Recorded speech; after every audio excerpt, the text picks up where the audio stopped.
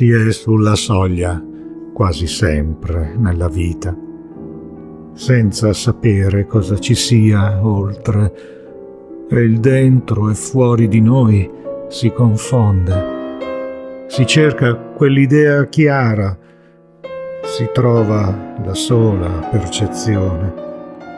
Talvolta si è certi di toccare l'indicibile in alto su vette estreme di pensiero, in un chiarore assoluto, in un vuoto silenzioso, più antico del sole.